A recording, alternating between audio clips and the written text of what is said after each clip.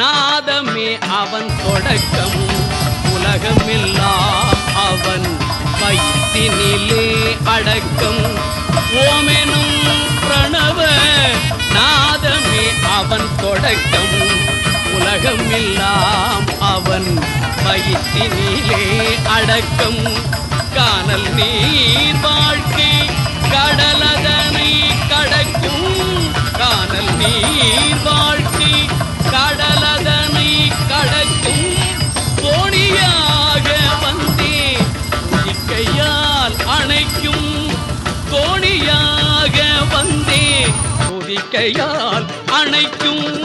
ஆனை முகத்தான் அரண் 5 முகத்தான் மகன் 6 முகத்தான் உடன் அவதரித்த